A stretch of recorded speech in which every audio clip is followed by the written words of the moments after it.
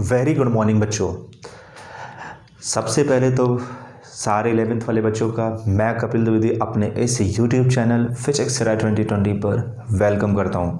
चलिए, last time पे एक छोटा सा सेशन हुआ था आपका मैथमेटिकल टूल्स का, उसी को आज अपन कंटिन्यू करते हैं। ठीक है, तो उस पिछले वाले टॉपिक पे अगर हम लोग ध्यान से देखें तो हम लोगों ने कुछ थोड़ा बहुत बेसिक प्रॉपर्टीज़ पढ़ी, अलजेब्रा का, क्वाड्रेटिक इक्वेशन का, थोड़ी बहुत ट्रिग्नोमेट्री के बारे में भी हम लोगों ने स्टडी किया था, राइट। और आज की कंडीशन क्या है, आज के इस लेक्चर में, आज के इस सेशन में हम लोग थोड़ा सा कुछ आगे बढ़ेंगे। कुछ ट्रिग्नोमेट्रिकल से ही रिलेटेड मैंने अभी फॉर्मूले आपके बोर्ड पर लिख रखे हैं, तो इसको भी आपको नोट करना ही है क्योंकि ये भी कहीं ना कहीं काम आता ही आता है। और कुछ आज हम लोग लॉगरिथमेटिक पार्ट सीखेंगे और अगर टाइम रहा तो हम लोग डिफरेंशियल पार्ट को भी कुछ आज स्टडी करेंगे, राइट। और अगर नहीं तो क्या कहते हैं, अपन नेक्स्ट लेक्चर में, नेक्स्ट सेशन में हम लोग इसको जरूर डिस्कस कर लिया करेंगे। खैर, अभी जो हम लोगों को पढ़ना है मेरे बच्चे वो ये है कि मैंने कहा था ट्रिग्नोमेट्रिकल के कुछ छोटे से पार्ट हमारे पास बचे हुए हैं, उनको हम लोग डिस्कस करते हैं बिना टाइम वेस्ट हुए। तो आइए चलते हैं हम लोग। जैसे sign A plus B plus sign A minus B, इसको शॉर्ट फॉर्म में हम लोग लिख सकते हैं क्या, 2 sin A cos B। Same बच्चे, आपको कुछ नहीं करना, सिर्फ फॉर्मूला नोट करना है, बाकी आपको सिर्फ ये याद करना है एप्लीकेशन कहाँ होंगे वो मैं आपको इसका प्रैक्टिकल कराता चलूँगा। बिल्कुल सोचने और परेशान होने की ज़रूरत नहीं है। ओके फाइन मेरा बच्चा। Sine A plus B minus sine A minus B का formula 2 cos A sin B, sine A plus B plus cos A minus B 2 cos A cos B। और अगर यही मैं कहता cos A plus B minus cos A minus B तो क्या हो जाता 2 sin A sin B। मतलब अगर ये cos A plus B plus cos A minus B रहे, cos का टर्म्स रहे तो 2 cos A cos B रहेगा, और अगर यही प्लस की जगह माइनस हो जाए तो ये साइन का टर्म्स बन जाता है। खैर, ये सब बेसिक चीज़ें हैं। Sine C plus sine D आपको भी पता है, 2 sin C plus D by 2 into cos C minus D by 2 होता है। Sine C minus sine D का क्या होता है, 2 cos C plus D by 2 into sine C minus D by 2। Okay मेरा बच्चा, सेम ऐसे ही cos C plus cos D, cos C plus cos D का क्या हो जाएगा, तो आपने कहा sir 2 cos C plus D by 2 into cos C minus D by 2। cos C माइनस cos D का क्या होता है, ठीक है, इसका कहें तो ये होता है -2 sin C plus D by 2 into sine C minus D by 2। कुछ लोग इसे ऐसे भी ले सकते हैं, परेशान होने की ज़रूरत नहीं है कि सर ऐसा तो हमने पढ़ा नहीं है, आप कहाँ से नया बता दे रहे हैं। 2 sin, हम तो ये पढ़े थे C plus D by 2 into sine D minus C by 2, एक ही मतलब है, बिल्कुल परेशान मत करने, ठीक है। इसको ऐसे भी लिख सकते हैं। तो ये तो मैंने कहा बेसिक टर्म्स था जो हम लोग पढ़े हैं, समझे हैं, जाने हैं। आज हम लोग करेंगे क्या कि इसको नोट कर लीजिएगा आप लोग, इसमें बहुत ज़्यादा नहीं, इसका यूज़ कहाँ होगा, एप्लीकेशन कहाँ होगा मेरे बच्चे, मैं आपको बता दूंगा। देखिए, मैंने आपसे कहा था मैं फुल टू मैथमेटिक्स आपको देने नहीं आया, मैं आपको फिजिक्स में इसका एप्लीकेशन सिखाने आया हूँ। तो आप इसको उसी तरीके से इस्तेमाल करें जैसे ज़रूरत हो। जैसे हमें पता है कि हमें सुई की ज़रूरत कहाँ होती है, तो सुई को कपड़े सिलने के लिए ही इस्तेमाल किया जाता है, उससे हम लड़ाई लड़ने नहीं आते हैं। तो वैसे ही, ठीक है, सुई तलवार का रोल प्ले नहीं कर सकता है, हाँ इतना यूज़फुल है कि उससे बहुत छोटे छोटे काम होते हैं। वैसे ये फॉर्मूले कहीं ना कहीं हमारे फिजिक्स में बहुत अहम रोल प्ले करेंगे, इनके जो एप्लीकेशन है वो आपको मेन सीखने हैं, ठीक है। खैर, आइए अभी हम आप लोग को आगे कंटिन्यू कराते हैं। कुछ बच्चे ऐसे कहते हैं सर, जैसे कभी कभी क्या होता है कि हमें जैसे साइन 180 की वैल्यू आ गई, चेंजेस वाली वैल्यू, तो वो कभी कभी उनकी वैल्यू निकालना उन्हें नहीं आता डिग्री में। तो वो आज मैं छोटी सी चीज़ें मैं सिखा देता हूँ। हालांकि ये 9th-10th की बेसिक चीज़ें हैं, आपको पता भी है, पढ़ा भी होगा, लेकिन फिर भी मैं एक बार आपसे डिस्कस करना चाहूँगा। आइए बेटा मेरे बच्चे, मैं एक बात कहूँ, सिंपल सी बात है। सपोज करो मैं आज आपको ना फॉर्मूले निकालना सिखाता हूँ, मतलब इससे वैल्यूज़ निकालना, फॉर्मूले का एक छोटा सा फॉर्मूला इंप्लीमेंट करके उससे आपको कुछ वैल्यूज़ निकालना सिखाता हूँ, फिर उससे बड़ी बड़ी वैल्यू भी दिखाऊंगा। मेरे बच्चे वेट,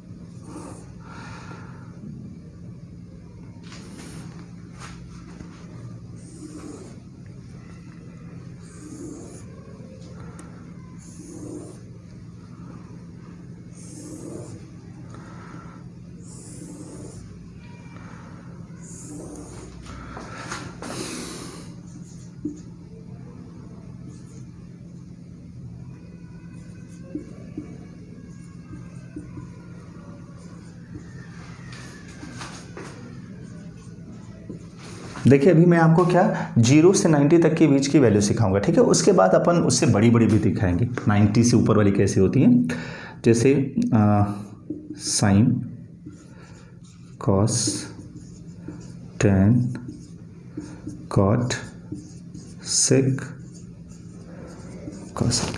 दिखाई दे रहा है प्रॉपर, कोई दिक्कत तो नहीं हो रहा है, विजिबिलिटी क्लियर है ना, वेरी गुड।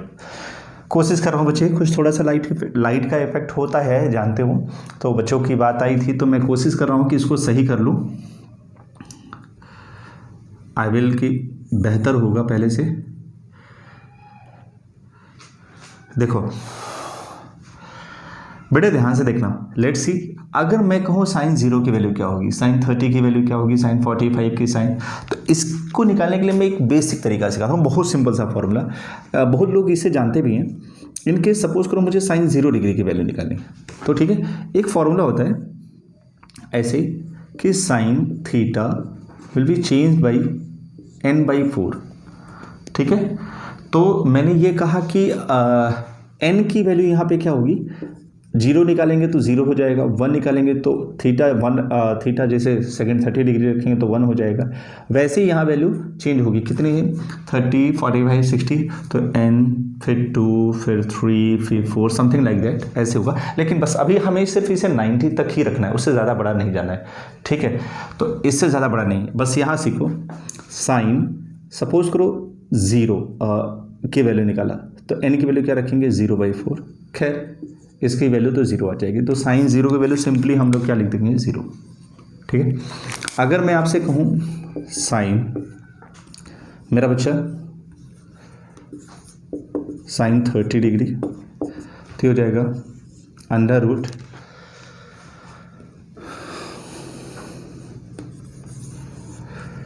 n की वैल्यू क्या हो जाएगी, 0 की जगह n कितना हो जाएगा, अब n की जगह 1 रख दो, ठीक है, 1/4।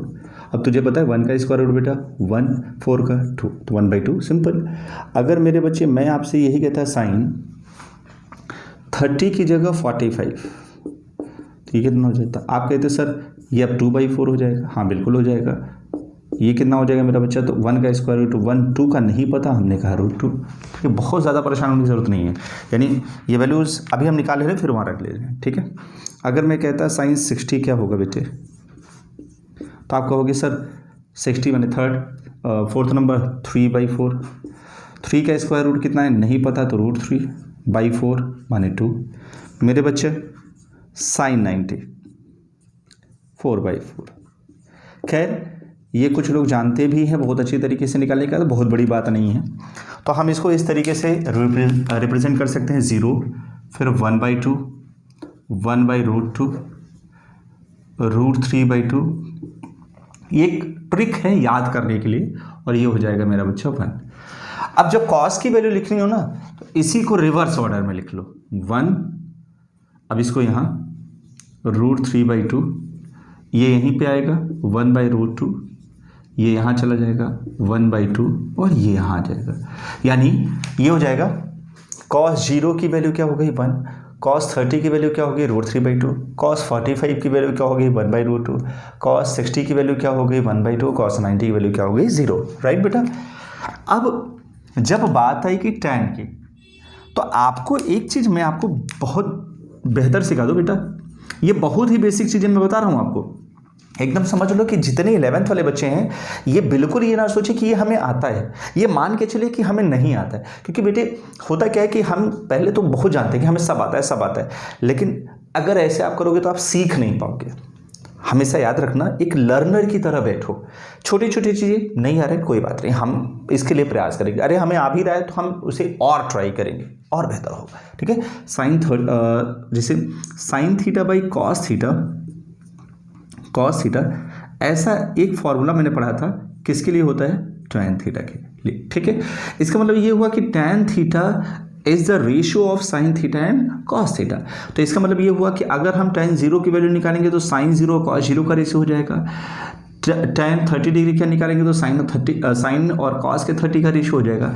तो अपन सिंपल यही काम करें, 0/1, तो मेरे बेटे हमेशा लाइफ में याद रखना कि किसी नंबर को अगर 0 से डिवाइड करेंगे तो मेरे बच्चे इसकी वैल्यू होती है इनफाइनाइट, ठीक है, नॉट डिफाइन।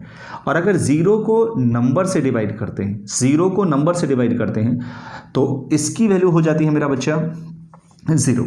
ठीक है, तो जैसे 0/1 है तो इसकी वैल्यू क्या हो जाएगी, सॉरी इसकी वैल्यू क्या हो जाएगी 0। ठीक है, बहुत सिंपल। अब अगर इसको इससे डिवाइड कर दे तो 2 से 2 कैंसिल हो जाएगा, कितना आ जाएगा 1/√3। देखो कितना सिंपल है, क्योंकि इन्हीं दोनों का रेशियो ये बनेगा। अच्छा ठीक है, कोई बात नहीं, अच्छी बात है।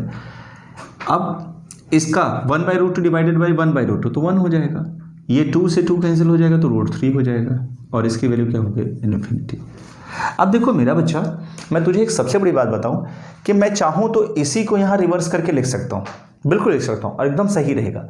लेकिन अब तुझे थोड़ा सा एक इन्वर्स का रिलेशन सिखा देता हूँ। इन्वर्स वाला रिलेशन कैसे होता है, हालांकि ये मैंने बताया था बेटे, जैसे साइन, जैसे मुझे सपोज करो कॉसेक थीटा की वैल्यू निकाली, तो कॉसेक किसका इन्वर्स होता है, cosec theta is equal to 1/sin theta. ऐसे अगर मुझे सेक की वैल्यू निकालनी हो तो सेक थीटा किसका रिवर्स होता है, कॉस का। और रेसिप्रोकल होता है ना कॉस थीटा का, रेसिप्रोकल। और उसके बाद अगर मैं कॉट थीटा की वैल्यू निकालूँ तो ये किसका रेसिप्रोकल होगा मेरा बच्चा, तो आपने कहा सर बहुत सिंपल, tan थीटा का होता है, आपने ही तो बताया था। अरे वाह अरे वाह, देखो बहुत छोटी छोटी चीज़ें मैं सिखा रहा हूँ आपको, एकदम बेसिक अच्छे से करने जाए। मैथमेटिकल टूल्स है, बहुत इंपॉर्टेंट चीज़ है मेरे बेटे। अब देखना, कॉसेक थीटा साइन का रेसिप्रोकल, ओके ठीक है। तो अगर कॉटेक थीटा, अभी किसकी बात है, कॉट थीटा की, कॉट किसका रेसिप्रोकल होगा, tan का। अच्छा चलो, 0 किसका 0/1 था। अब अगर हम इसका रेसिप्रोकल माने तो 1/0 हो जाएगा, और 1/0 की वैल्यू क्या हो जाएगी इन्फिनिटी। क्या हो जाएगी, इनफाइनाइट मेरा बच्चा, इन्फिनिटी। देखो तो वो आया ना यहाँ पे। अब अगर फिर दूसरा किसका रहेगा, tan इसकी कॉड, इसकी वैल्यू निकालेंगे तो ये रेसिप्रोकल होगा, तो 1/√3 का रेसिप्रोकल क्या हो जाएगा √3/1। तो क्या √3/1 को क्या सिर्फ हम √3 ले सकते हैं, तो आप कहोगे यस सर बिल्कुल लिख सकते हैं। अभी सोचो तो क्या, देखो √3 आया कि नहीं आया। अगर 1 का रेसिप्रोकल भी करोगे तो 1 ही रहेगा, देखो वो भी वहीं आया। अब √3 का रेसिप्रोकल करोगे, वो √3 अभी 1 के रूप में है, जब हम रेसिप्रोकल करेंगे तो 1/√3 होगा, और 1/√3 होगा तो देखो यही आ रहा है कि नहीं आ रहा है। देखो सिंपल है यार, बहुत आसान है। थीटा क्या था, सॉरी इन्फिनिटी क्या था, इन्फिनिटी था किसी मतलब 1/0 की वैल्यू थी। अगर इसी को रिवर्स कर दें 0/1 करते तो 0/1 तो 0, तो इन्फिनिटी का मतलब अगर रिवर्स मारेंगे तो क्या हो जाएगा 0। सिंपल, देखो आगे कि नहीं आ रहा है, बहुत सिंपल है। अब से किसका रेसिप्रोकल होगा मेरा बच्चा, तो कॉस का। तो 1/1, इसको पलट दो 2/√3, इसको पलट दो √2, इसको पलट दो 2, और 0 को पलटोगे तो क्या हो जाएगा इनफाइनाइट, क्योंकि वो 0 है, 0 का मतलब है 0/1, और उसका रेसिप्रोकल करोगे तो इनफाइनाइट। अभी सोचो दूसरा तरीका ये हुआ कि हम चाहे इसी को रिवर्स ऑर्डर में लिख दें, लेकिन नहीं, हमने आपसे बताया था कॉसेक किसका रिवर्स होता है, साइन का। तो 0 का रेसिप्रोकल कितना हो जाएगा, तो 0 का रेसिप्रोकल हो गया इनफाइनाइट। देखो इनफाइनाइट यहाँ आ गया। 1/2 का रेसिप्रोकल कितना हो जाएगा 2, देखो 2 यहाँ है। इसका रेसिप्रोकल कितना हो जाएगा √2, देखो ये यहाँ है। इसका रेसिप्रोकल कितना हो जाएगा 2/√3, देखो ये यहाँ पहुँच गया। और 1 का रेसिप्रोकल कितना होगा 1, देखो यहाँ पहुँच गया। आ गया ना, देखो कितना आसान है। तो मैंने आपसे कहा कि इसे सीखना, इसे समझना, देखो कितना आसान होता है। हमें लगता है एक बड़ा हुआ है, अरे कुछ नहीं यार, सिंपल सी बात है, बस थोड़ा सा अगर आपको एक याद रहे ना तो आप उससे फटाफट सारी वैल्यूज निकाल सकते हो, कोई टेंशन लेने की ज़रूरत नहीं है। याद रहे कि जो sin 0 की वैल्यू होगी वो cos 90 की वैल्यू होगी, जो sin 30 की वैल्यू होगी वो cos 60 की वैल्यू होगी, जो sin 45 की होगी वो cos के लिए भी वही होगी, लेकिन जो sin 60 की होगी वो cos 30 के लिए होगी। और बाकी दोनों का रेशियो तो फटाफट आराम से निकाल सकते हो। ठीक है, ये तो था। लेकिन अभी आपने कहा सर अगर बाय द वे हम इसे बहुत बड़ी बड़ी वैल्यूज निकालनी हो तो उसके लिए भी मैं आपको सिखाता हूँ कि बड़ी बड़ी वैल्यूज निकालने के लिए हम लोग कैसे निकालते हैं। जैसे 1000, 2000, 3000 के ऊपर अगर हम पहुंचने लगे ऐसे डिग्री, कहोगे सर होता तो 360 डिग्री से ज़्यादा होता ही नहीं, आप कह रहे हो बड़ी बड़ी निकालने के लिए। हाँ बिल्कुल, उतनी बड़ी भी हम निकाल सकते हैं, लेकिन उसके लिए एक कॉन्सेप्ट है। पहले ये नोट कर लिया, अच्छा वेरी गुड, बहुत अच्छी बात है। जब ये नोट कर लिया ना तो मैं फिर आपको आगे सिखाता हूँ, देखना नोट कर लेना, ठीक है। फिर आपको भूले ना, ठीक है। चलो थोड़ा सा हम यहीं पे एक सिखाते हैं, एक आपको एग्जांपल सिखाते हैं। सपोज करो हमें 90 से बड़ी वैल्यू निकालनी है, इनकेस 90 से बड़ी निकालें, देखो कैसे हम निकालते हैं इसको, एक एग्जांपल, ठीक है।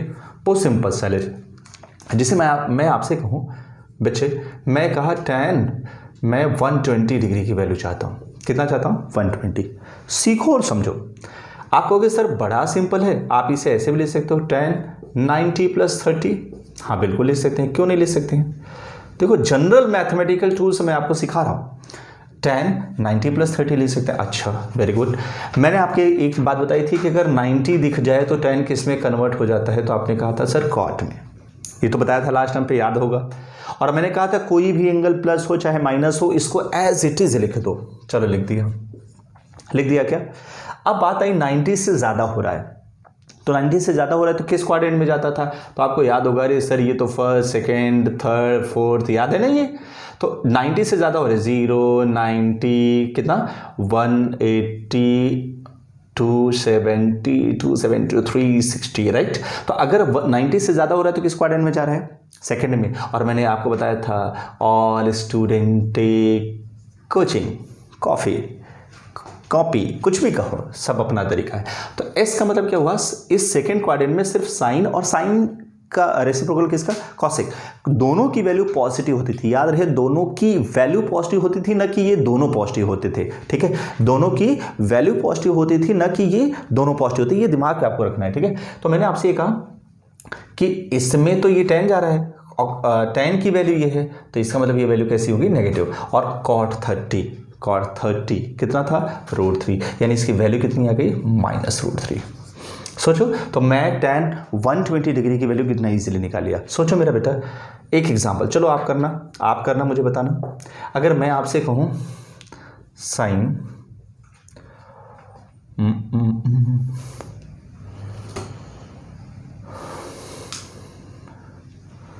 चलो मैंने आपसे कहा चलो साइन 150 की वैल्यू बताओ, आप क्या बोलोगे कि सर साइन 150 की वैल्यू कितना आसान होती है, हम तो आसानी से निकाल सकते हैं। बिल्कुल निकाल सकते हो, जल्दी बताओ मुझे। चलो मुझे जल्दी से एकदम चैट में बताते रहो कि कितना हो रहा है कितना नहीं। फटाफट बताओ, मुझे आंसर चाहिए, मुझे फटाफट। जिसका आंसर सही होगा मैं देख रहा हूँ, फटाफट बताओ। जल्दी नहीं बता पा रहे हो तुम लोग यार, यही गड़बड़ है। देखो सिंपल सा फंडा, साइन इसे क्या लिख सकता हूँ? 90 + 60, एम आई राइट? अरे 90 और 60 कितना 150 तो हुई होगा ना भाई। चल भाई 90 दिखा, 90 के केस में साइन किस में बदल गया? कॉस में। फटाफट दिखे, 90 दिखे, मतलब प्लस हो चाहे माइनस हो कोई फर्क नहीं पड़ता। क्या होगा सिर्फ इतना कि ये पॉजिटिव हो चाहे नेगेटिव हो, ये वाली वैल्यूज, मतलब ये जो एंगल है वो माइनस हो रहा हो चाहे प्लस हो रहा, इससे फर्क नहीं पड़ता, बस यहाँ 90 होना चाहिए। और अगर 90 हुआ तो क्या होगा? साइन किस में बदल जाएगा? कॉस में ना। मैंने कहा था जो एंगल प्लस हो चाहे माइनस हो उसको एज इट इज नोट कर दो, कर लिया।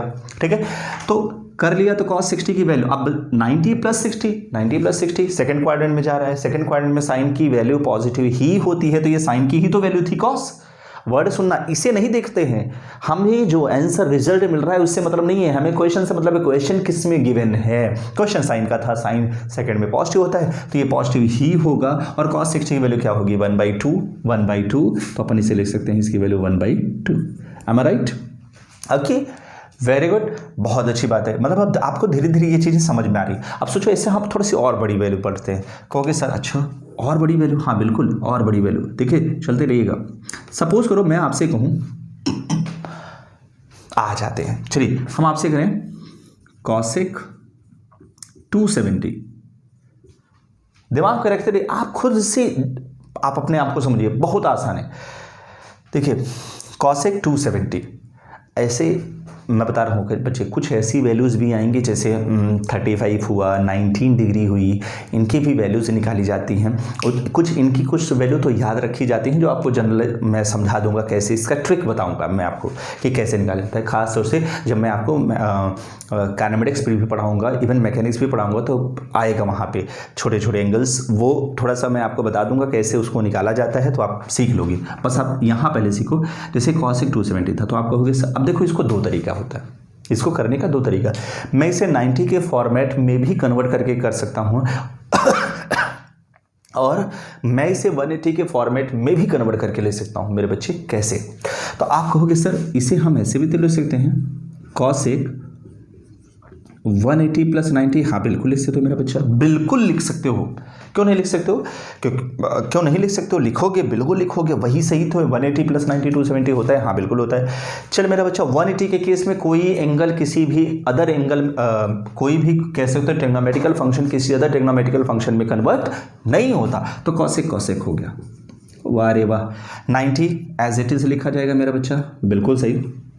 अब बात आई 180 से प्लस हो रहा था, 180 से प्लस होने का मतलब किस क्वाड्रेंट में जा रहा है? थर्ड। और थर्ड में किसकी वैल्यू पॉजिटिव होती है? tan की। किसकी वैल्यू पॉजिटिव होती है? tan। और tan के अलावा किसी होगी? cot की। तो ये तो कॉसेक की वैल्यू थी ना। अब आप कहोगे हाँ सर यहाँ तो आप इसको देख के बोल रहे हो, नहीं मैं इसे देख कर बोल ही नहीं रहा हूँ, मैं तो इसे देख कर बोल रहा था। ये कॉसेक से मतलब है। हमने पहले कहा था मुझे रिजल्ट से मतलब नहीं, मुझे क्वेश्चन से मतलब है। क्वेश्चन को ही उस क्वाड्रेंट में देखा जाता है, ठीक है फाइन। देखो मेरे बेटे कॉसेक 90 है ना, आजा कॉसेक 90 कितना है? 1। कितनी आ जाएगी मेरा बच्चा? 1। सिंपल, देख तू 270 की भी वैल्यू निकाल लिया। समझ में आ रहा है ना? वेरी गुड वेरी गुड, बहुत अच्छी बात है। रफ कर दूं क्या? थोड़ा सा समझ में आ गया है तुझे? अच्छी बात है। सी बेटा, हम आपको ऐसे ढेर सारे इलस्ट्रेशन आप अपने से भी बना के कर सकते हो हालांकि, बट अगर आपको थोड़ी सी बड़ी वैल्यू मिले जैसे हम आपको बता रहे हैं,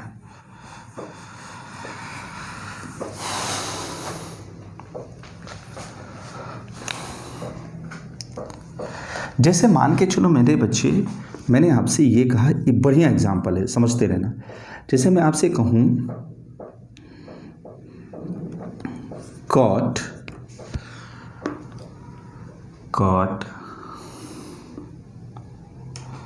750 की वैल्यू क्या होगी? अब आप कहोगे सर 360 से ज़्यादा तो पढ़ा नहीं, आप हमें कहाँ फंसा रहे हो? 750 दे के इतना तो मैंने ज़िंदगी में नहीं सोचा था कि इतना डिग्री भी आएगा। क्या फिजिक्स में इतना यूज़ होता है? नहीं, फिजिक्स में इतना यूज़ नहीं होगा, लेकिन हम सिर्फ आपको ये सिखा रहे हैं कि अगर आपसे कभी कोई क्वेश्चन पूछ ले तो कैसे निकाला जाता है। अब वही कहोगे सर आपने तो बोला था मैथमेटिक्स इतना नहीं पढ़ाएंगे, इतना क्यों पढ़ा रहे हैं? तो थोड़ा थोड़ा जानकारी ज़रूरी होती है। देखो इसको हम लोग एक तरीका सीख लेते हैं मेरे बच्चे, बहुत सिंपल।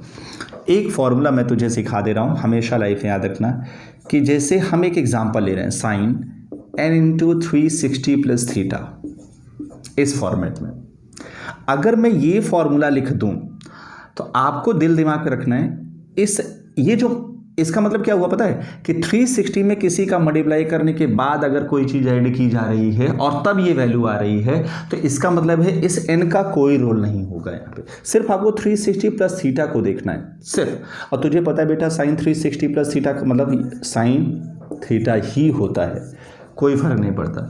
सेम हियर आ जाइए, कॉट मेरा बेटा, कॉट इसे मैं क्या ले सकता हूँ? n की जगह यहाँ क्या हो जाएगा? 2 × 360 प्लस देखो 36 दूना 72, ओके 36 × 2 720 प्लस 30। देखो इसको ऐसे लिख सकते हैं क्या? बिल्कुल लिख सकते हैं। तो इसमें 2 का रोल नहीं है, 2 से कोई लेना देना नहीं होता। सिर्फ फॉर्मूला क्या आ जाएगा? कॉट 360 + 30 मतलब कॉट 30। पॉजिटिव ही होगा क्योंकि 360 से ज़्यादा हम हमेशा फर्स्ट क्वाड्रेंट में ले जाते हैं बेटे। और कॉट 30 की वैल्यू कितनी हो गई? 30 √3। तो आपने कहा √3। तो इसका इम्प्लीमेंट करके हम आसानी से इसे निकाल सकते हैं मेरे बच्चे। सिंपल है, बहुत सिंपल है, इसलिए बहुत ज़्यादा परेशान होने की ज़रूरत नहीं है। ये छोटी छोटी चीज़ें हैं जो आपको हमेशा काम आएंगी निकालने के लिए, ठीक है। ओके फाइन, रब कर दूं, समझ में आ गया होगा ऐसे। अब ऐसे हम बड़ी बड़ी वैल्यूज जितना चाहे उतना निकाल सकते हैं, ठीक है। ओके फाइन, चल बेटा चलो, ये तो मैथमेटिकल टूल्स का ट्रिग्नोमेट्री पार्ट का थोड़ा सा छोटा सा इंट्रो कह सकते हो कि काम वाली चीज़ थी। खैर आज हम लोग सीखेंगे थोड़ा सा लॉगरिथमेटिक फंक्शन, कुछ लॉग के फॉर्मूले, कुछ मतलब कुछ क्या, जैसे अभी हमारा पहला चैप्टर जो है यूनिट ऑफ मेजरमेंट में ही एरर, हम एक छोटा सा टॉपिक आएगा, बहुत बढ़िया टॉपिक है, इंटरेस्टिंग है। कंपटीशन में भी एक क्वेश्चन हर बार पूछा जाता है इसके एरर से रिलेटेड। तो जैसे कि competition in the sense NEET में भी पूछा गया है, इवन कई बार तो आईडी में भी, आईडी मेंस में पूछा गया। एडवांस की बात तो नहीं है, वहाँ नहीं पूछा जाता, मेंस में ज़रूर पूछा गया है। तो मेरे कहने का मतलब ये हुआ बच्चे कि उस एरर में इस लॉगरिथमेटिक फंक्शन के कुछ एप्लीकेशन ज़रूर है। तो हमें सबसे पहले वो चीज़ें बेसिक चीज़ें पढ़नी है कि वो बेसिक फंक्शंस यहाँ पे क्या हैं, ठीक है। तो अभी मैं कुछ बोर्ड पर पहले फॉर्मूले आपको लिख दे रहा हूँ, फिर उसको 1 बाय 1 आपको डिस्क्राइब करता हूँ, ठीक है। लॉगरिथम, तो देखो बच्चों, जैसे मैंने आपसे कहा था कि मैं अभी बोर्ड पर कुछ लॉगरिथमेटिक फंक्शन लिखूँगा, फॉर्मूले लिखूँगा। वो बहुत सिंपल सा फॉर्मूला है क्या बेसिकली मेरे बच्चे, जैसे मैं आपको बता दूं लॉगरिथमिक स्टार्टिंग कैसे होती है। जैसे मैंने आपको डेफिनेशन भी लिखी है और उसके कुछ फॉर्मूलेज और एग्जांपल भी मैं आपको यहाँ पे एक्सप्लेन करने वाला हूँ। थोड़ा सा ध्यान से देखो, मैंने कहा कि the logarithms of any number is to a given base is to be the power which base must be raised to obtain that number। मतलब मैं कह दूं कि अगर मुझे किसी भी नंबर का एनी नंबर, देखो सबसे बड़ी पॉइंट करने वाली बात क्या है, मैं बात कर रहा हूं एनी नंबर, किसी भी नंबर के बेस को पावर के टर्म्स में जब रेज कराया जाता है, कह रहा है ना विच बेस मस्ट बी रेज्ड, जब उसके पावर को बेस के टर्म्स में क्या कराया जाए, रेज कराया जाए। जैसे एक एग्जांपल समझाता हूँ, ये ज़्यादा बेहतर हो सकता है, डेफिनेशन से क्लियर ना हो तो ये एग्जांपल से बहुत इजीली क्लियर हो जाता है। हालांकि है डेफिनेशन भी आसान, बट फिर भी सपोज करो, जैसे मैंने यहाँ पे एक एग्जांपल लिखा है बहुत छोटा सा, जैसे 16 को मैं क्या लिख सकता हूँ 2 to the power 4। इसका मतलब ये हुआ कि इसका सिंपल सा मतलब ये हुआ कि लॉगरिथम्स ऑफ 16, मतलब अगर मैं 16 का लॉग ले लूँ और तो लॉगरिथम्स ऑफ 16 बेस 4 इज 2, मतलब अगर मैं 16 का लॉग लूँ ऐसे, लॉगरिथम्स ऑफ लॉग 16 बेस कितना हो 4, तो उसकी वैल्यू हमेशा किसके इक्वल होगी 2 की। यानी एक एग्जांपल के तौर पे समझो कि कोई भी नंबर हो, तो मैंने n नंबर ले लिया, n को बेस, यहाँ बेस मैंने क्या मान लिया a, और ये जो वैल्यू होगी इसको पावर के टर्म्स में रेज करना है तो a to the power x। तो हम इसको ऐसे ले सकते हैं log n base a is equal to x, log n base a is equal to x। इससे मैंने आपको ढेर सारे एग्जांपल आपको समझाया। जैसे सपोज करो 1000 को मैं क्या ले सकता हूँ 10 की पावर क्यू 3, तो मैं अगर मैं यहाँ log 10 ले लूँ, मतलब सॉरी दोनों साइड का मैं log लूँ, तो बेसिकली यहाँ क्या मिल रहा है log 1000 इज बेस 10 की वैल्यू क्या हो जाएगी 3। मतलब जो पावर रेजिंग होती है उसको इसी नंबर को बेस के टर्म्स में अगर रिप्रेजेंट कर दो तो वो पावर लॉगरिथमिक वैल्यू पावर के इक्वेट कर जाएगी। यानी ऐसे एक एग्जांपल समझो, सपोज करो 1 को हम क्या लिख सकते हैं, किसी भी वैल्यू की पावर 0 लिख सकते हैं, हाँ बिल्कुल लिख सकते हैं। तो log 1 बेस से की वैल्यू क्या हो जाएगी 0। अब ये तरीका होता है याद करने का। सुनो मेरा बच्चा, जैसे x is equal to x to the power 1 है, भाई इस पर पावर कुछ नहीं है तो 1 तो माना जा सकता है ना। तो अगर मैं कहूँ log x base x is equal to क्या हो जाएगा 1। कुछ लोग देखो, मैं बताऊँ तुझे मेरा बेटा, सुनना ध्यान से, हाँ कुछ लोग कभी कभी ध्यान से देखा करो, अगर आप पढ़े हो 12th वाले बच्चे भी इसमें जानते होंगे, समझते होंगे, कभी कभी लिखते हैं log 10 बेस 10 की वैल्यू होती है 1, तो ये कहीं और से नहीं था, ये वही फॉर्मूला था। अगर ध्यान से देखो तो मैंने क्या कहा, ये जो हमने कहा कि ये फॉर्मूला है, तो ये वहाँ से कैसे आ रहा है मेरे बच्चा, 10 को हम क्या ले सकते हैं 10 to the power 1। तो अगर मैं इसका लॉग लूँ तो log 10, इसे बेस कहते हैं, इसे क्या कहते हैं बेस। तो अगर मैं बेस को इधर ला लूँ 10 कर लूँ तो वो पावर एज इट इज़ लिखा जा सकता है, ठीक है मेरे बच्चे। तो मेरे कहने का मतलब ये हुआ कि इस तरीके से हम लॉगरिथमेटिक टर्म्स का इस्तेमाल करते हैं। लेकिन अब इसे हम किस किस रूप में पढ़ेंगे मेरे बच्चे, ये थोड़ा सा हमें समझना पड़ेगा। ये तो क्लियर हो गया ना, इसमें तो कोई डाउट तो था नहीं मेरे बच्चा, बहुत सिंपल था। मतलब इसमें बहुत बड़ी बात थी ही नहीं कि किसी भी नंबर को उसके बेस के साथ पावर के टर्म्स में रेज कराने के फेनामेना को लॉगरिथमेटिक टर्म्स में इस्तेमाल होता है। अब होता क्या है मेरे बच्चे, जो पहले की मैथमेटिक्स होती थी उसमें इसका इस्तेमाल बहुत अच्छे तरीके से किया जाता था, लेकिन अब चूँकि ये हमारे सिलेबस से, हमारे कह सकते हो पैटर्न से थोड़ा सा रिमूव कर दिया गया है, लेकिन कहीं ना कहीं आज भी इसके एप्लीकेशंस अवेलेबल हैं। तो मैंने आपसे पहले ही कहा था, बताया भी था अभी थोड़ी देर पहले कि यूनिट ऑफ मेजरमेंट के एरर में हम इसका इस्तेमाल करेंगे। केमिस्ट्री की जब आप केमिस्ट्री पढ़ोगे तो जो आपकी फिजिकल केमिस्ट्री होगी वहाँ पे भी कई जगह इसका इस्तेमाल किया जाता है मेरे बच्चे। तो लॉगरिथमेटिक्स हम कहीं आएगा, ठीक है। अभी आपको मैं इसके और रूल सिखा देता हूँ। ये हो गया, नोट कर लेना, नोट कर लो फटाफट।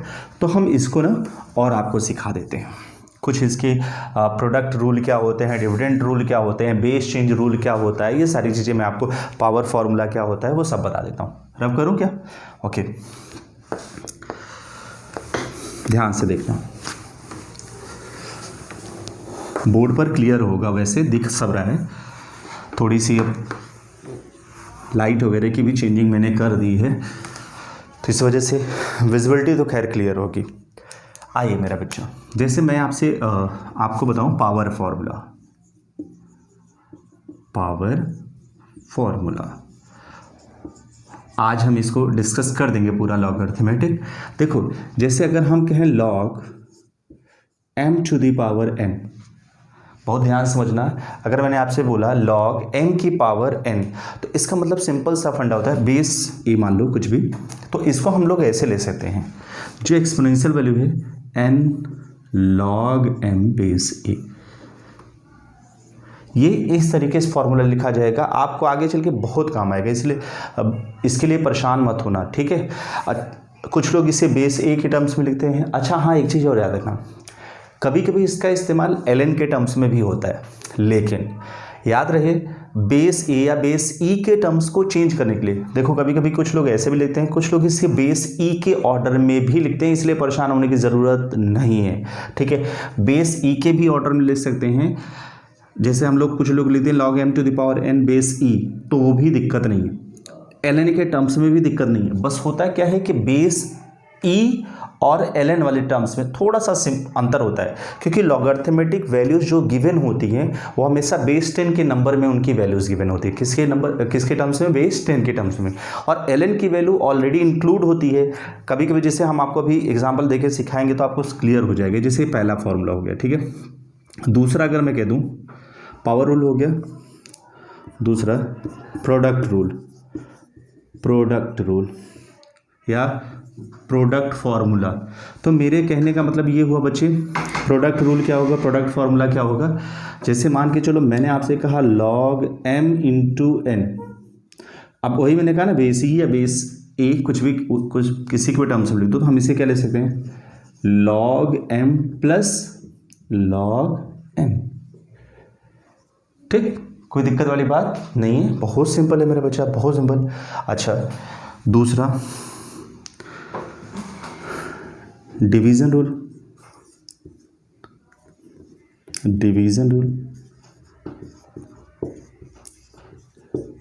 क्या हो जाएगा,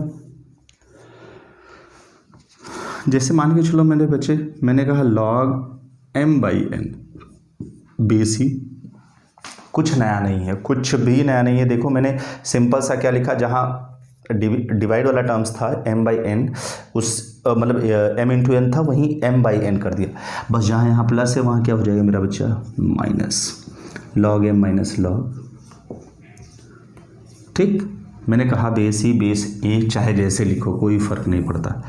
अच्छा एक टर्म्स आता है जिसे हम लोग कहते हैं बेस चेंज रूल, क्या कहते हैं, ये थोड़ा सा एग्जाम्पल समझे रहना, ये बेस चेंज रूल, ये हालांकि फिजिक्स में कहीं इस्तेमाल नहीं होगा। एक तो मैं आपको सबसे बड़ी खास बात इसके सिखा दूँ कि इसका इस्तेमाल कभी फिजिक्स में हम लोग नहीं करेंगे, तो कहेंगे जब सर करेंगे ही नहीं तो पढ़ते क्यों हैं, क्योंकि लॉगरिथम देखो सबसे ज़्यादा इस्तेमाल इसका होगा फिजिक्स में, इसका होगा और इसका भी होगा, इन तीनों का भरपूर इस्तेमाल होगा। लेकिन वो बेस चेंज रूल मतलब कुल मिला के आप ये कह सकते हो कि हमें बेस, एक एग्जांपल जैसे मान के चलो log m बेस a लिखा है, अब मैं चाहता हूं कि इस बेस को बदल के a के बजाय कुछ और दूसरा लिख दूं, b लिख दूं, c लिख दूं, व्हाटएवर, मतलब आपके दिल दिमाग में ये ना है कि आखिर ये चीज़ें हम ए ही के टर्म्स में ना लिख के किसी और के टर्म्स में क्यों नहीं लिख सकते हैं। तो इस रूल को हम लोग क्या कहते हैं, बेस चेंज रूल। अभी देखो उसको कैसे लिखेंगे, सिंपल सा फंडा, जब आपको बेस बदलना हो तो इसे हम ऐसे लिख सकते हैं log m base A into नहीं base B into log b base A. हमने क्या किया, जैसे a की जगह हम कोई b कर रहे हैं तो b के साथ क्या कर देंगे हम लोग, ठीक है, b के साथ हम लोग क्या कर देंगे, ये वाली वैल्यू के साथ यहाँ फंक्शन, एक बार पहले मैंने बेस चेंज किया b, तो जो बेस यहाँ से बदला जाएगा वो बेस को इस नंबर की जगह रख देंगे n की जगह, और ये वाला इनिशियल बेस के साथ यहाँ पे इन्वॉल्व हो जाए, क्योंकि a b को वेरी किया है, a b को चेंज किया है, इस वजह से हम इसको शॉर्ट फॉर्म इसका इस्तेमाल कर लेते हैं। खैर, इसका इस्तेमाल आगे चल के हम लोग सीखेंगे, लेकिन सबसे ज़्यादा मैंने पहले कहा इन तीनों का इस्तेमाल होता है। इन तीनों को जितना आप अच्छे से पढ़ सकते हो उतना पढ़ना। हालांकि कभी भी जब आपके एग्ज़ाम होंगे तो उसमें जो लॉगरिथमेटिक वैल्यूज़ गिवन होती है मेरे बच्चे, वो हमेशा गिवन होती है, मतलब आपको बहुत ज़्यादा परेशान ढूंढने की ज़रूरत नहीं होगी। वो हमेशा क्वेश्चन में गिवन होता है, बहुत ज़्यादा नहीं, छोटी छोटी वैल्यू, जैसे log 2 की वैल्यू हो गई, log 3 की वैल्यू हो गई, log 5 की वैल्यू हो गई। ये 2 3 4 5 वैल्यूज़ आपको याद रखनी होंगी, वो मैं आपको बता दूंगा, यहाँ पे नहीं। जब मैं आपको इसका एक्सपेरिमेंट एरर में सिखाऊंगा तो ऑलरेडी मैं वहाँ सिखाता चलूँगा, ठीक है। अभी आपको सिर्फ मैं फॉर्मूले से रूबरू करा रहा हूँ मेरे बेटा। रफ कर दूं बच्चे, ये चीज़ें नोट कर लेना। खैर फिलहाल आज तो लॉगरिथमेटिक खत्म होता है, ठीक है। इतना ही लॉग था, लॉग में बहुत ज़्यादा आपको सीखने की ज़रूरत नहीं है। आज ये लॉगरिथमेटिक सेशन ख़त्म हो जाता है। हम लोग अगली सेशन में मेरे बेटे, अगले सेशन में हम लोग क्या सीखेंगे, डिफरेंशिएशन। सबसे इंपॉर्टेंट टर्म्स है डिफरेंशिएशन और इंटीग्रेशन। तो हम एक पूरे लेक्चर में मेरा बच्चा डिफरेंशिएशन सिखाएंगे और दूसरे पूरे लेक्चर में हम लोग इंटीग्रेशन सिखाएंगे। तो thank you so much for watching my video. Please बच्चे लाइक सब्सक्राइब करना मत भूलिएगा, शेयर करना बिल्कुल मत भूलिएगा, ठीक है। और कोशिश करो कि आप लोग थोड़ा सा मतलब आप अपनी स्टडी तुम कंटिन्यू रखो।